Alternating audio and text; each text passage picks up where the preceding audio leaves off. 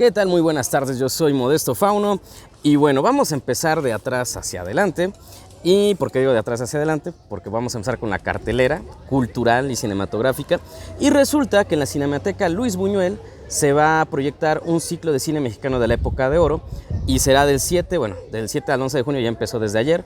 Y las películas que van a proyectarse son las siguientes. El miércoles 8 de junio, o sea hoy, en unas cuantas horas, a las 7 de la noche, va a estar La Otra, de Roberto Gabaldón, un peliculón que de verdad es de mis películas favoritas de cine negro mexicano. El jueves 9 de junio vamos a tener Ahí está el detalle, con Cantinflas, de Juan Bustillo de Oro, a las 17 horas. Y a las 19 horas van a proyectar Salón México, del Indio Fernández. El viernes a las 17 horas va a estar Distinto Amanecer, de Julio Bracho. Y a las 19 horas, Macario, de Roberto Gabaldón. Y cierran con un gran cierre, la verdad. El sábado 11 de junio, a las 19 horas, van a proyectar La Diosa Arrodillada, de 1947, de Roberto Gabaldón. Y bueno, para empezar a hablar en materia, pues vamos a hablar de esta película, La Diosa Arrodillada, de Roberto Gabaldón, que entra en las películas de cine negro. Nunca habíamos hablado de esa película y es una película importante para la época, y también es importante mencionar ciertos detalles que ocurrieron en la producción y que también son detalles muy interesantes que sucedieron en la época, en los años 40, para ser preciso, ya que en los años 40 se empieza a proyectar un cine mexicano totalmente aunado hacia las estrellas. ¿A qué me refiero? Que formaban actores, formaban stars, como se decía en ese momento, para que lucieran en pantalla. ¿Y quién luce en La Diosa Arrodillada? Pues simplemente que María Félix, ¿no? María Félix, que es esta gran estrella del cine mexicano, junto con Arturo de Córdoba, que son dos pilares de la actuación. Y también, bueno, María Félix no tanto, ya vemos ahorita su actuación y ya se ve acartonada y exagerada, un poco salida del teatro, con diálogos totalmente exagerados. Y también eso tiene mucho que ver con la época, porque se supone que es la transición del teatro dramático hacia el cine. Y bueno, ¿de qué va La Diosa Arrodillada? La Diosa Arrodillada empieza con una escena así totalmente etérea y romántica, de Arturo de Córdoba viajando, ¿no?, hacia Guadalajara y encontrándose con una chica que es María Félix, y con ella tienen un romance. Así iniciaría como cualquier película de ese tiempo, pero el tono cambia cuando él regresa a la Ciudad de México y se supone que está casado, ¿no? Entonces te das cuenta que está viviendo en adulterio, te das cuenta que María Félix es una escort, así no se le decía en ese momento, pero de forma anacrónica podemos decir que es una escort cara. Entonces vemos este romance totalmente torcido, vemos cómo el matrimonio y su vida, su doble vida del personaje de Arturo de Córdoba está totalmente plagada de angustia.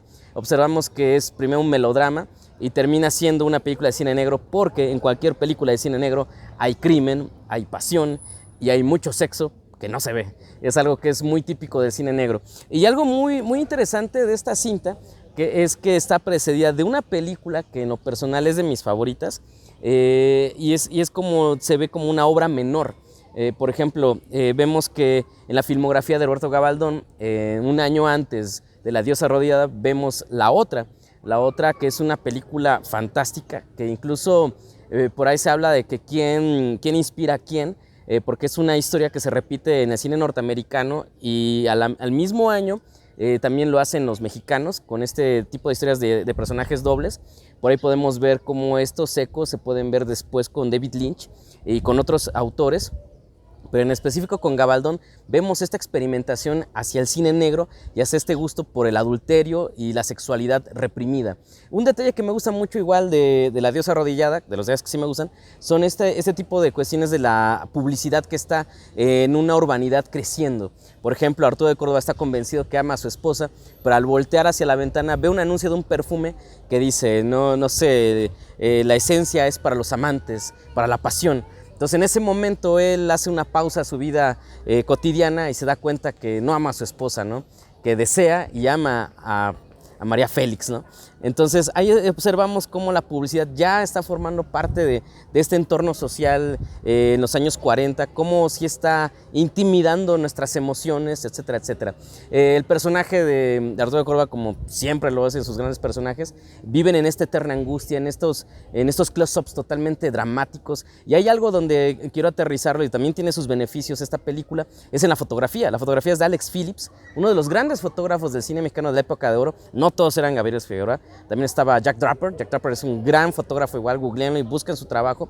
Y ahí viene otro detalle igual bien interesante, que cuando te detienes a ver los créditos te das cuenta que hay grandes figuras, pues quien hizo la foto fija de la diosa arrodillada no es ni más ni menos que Manuel Álvarez Bravo, el gran dios del blanco y negro mexicano, este gran fotógrafo que formó a muchos más fotógrafos de la época contemporánea mexicana. Lo vemos haciendo foto fija y de verdad las fotos fijas son impresionantes. Aquí, bueno, están en este libro, ¿no? Que ya lo repetí muchas veces, pero está en este libro y la verdad es fascinante ver cómo tres grandes monstruos como Roberto Gabaldón, Manuel Álvarez Bravo y Alex Phillips hacen esta genialidad audiovisual.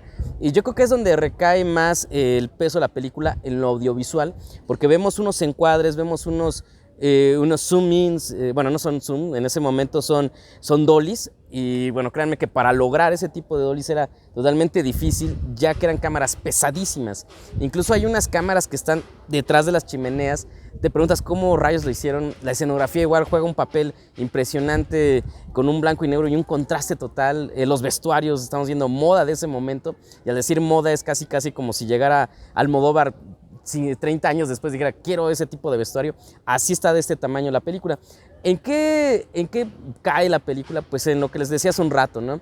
Que como es la transición del teatro al cine, los diálogos, por más poéticos que se escuchen y que son hermosos, todavía se escuchan acartonados, todavía no está esa naturalidad, esa realidad.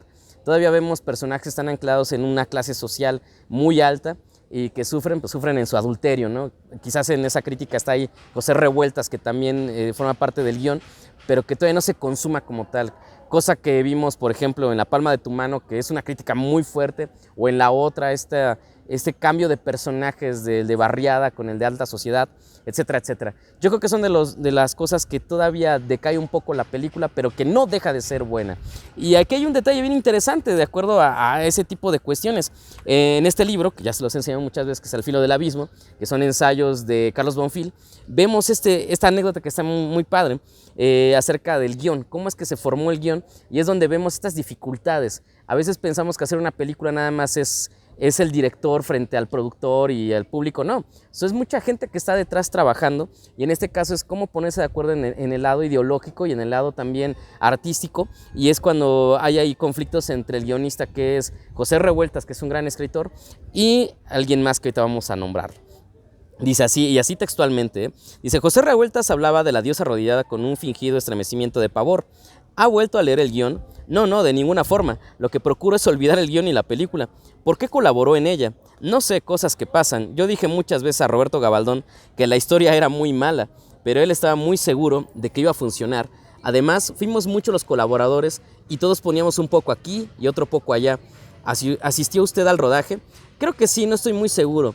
Después de que habíamos terminado el guión, Tito Davidson le metió mano y se volvieron a cambiar las cosas. Este tipo de desastres pasan en el cine. Unos corrigen a otros y al final ya nadie recuerda qué es lo que escribió. Está muy padre esta anécdota y bueno, pues no solamente por este tipo de anécdotas, no solamente por estos trastabillos que estamos mencionando, no se puede dejar de ver el cine de Gabaldón. Claro, es más pertinente ver este cine que a mi parecer es de los más importantes que existen para los años 40 y los años 50, y aparte, bueno, recordemos Macario ya es una película de culto que también es de él, y observamos que hay un cineasta con todo el fervor artístico que tiene atrás, con todas las ganas de hacer un cine totalmente diferente, un cine muy tropicalizado también, tenemos que decirlo, pero que tiene ese estilo totalmente pues original, ¿no? Ahí se nota un cine mexicano que se da la licencia de hacer lo que quisiera. Entonces vayan a verla a la Cinemateca Luis Buñuel, es importante ver nuestro cine. También, si no pueden ir a Puebla a ver la película, pues también está en YouTube en máxima calidad. Se fue restaurada del negativo de 35 milímetros, me la chuté apenas, y la verdad se ve hermosa. Así es que véanla, les vamos a dejar ahí en el link de comentarios o en la publicación el link para que la puedan ver, está en YouTube. Y bueno, es todo por hoy, muchísimas gracias por escucharnos y vernos. Estuvimos ausentes un ratito, pero ya estamos de regreso. Y bueno, pues no queda más que decir hasta luego, y también un saludo muy fuerte a todo Cinema Guajolote, que viene con todo, también nuevas proyecciones que estamos ahí planeando, así es que estén pendientes porque ya estamos ahora sí a un 10% de terminar No pasa nada e iniciar esta gran trilogía del horror para que se chequen esta nueva faceta de Cinema Guajolote. Bueno, un saludo muy fuerte a toda la gente del interior de la República, Veracruz, Pachuca, el norte. Por ahí un saludo muy fuerte a Alma, un saludo muy fuerte a Sara, igual que nos ve hasta Colombia. Bueno, y eso es todo por hoy. Hasta pronto.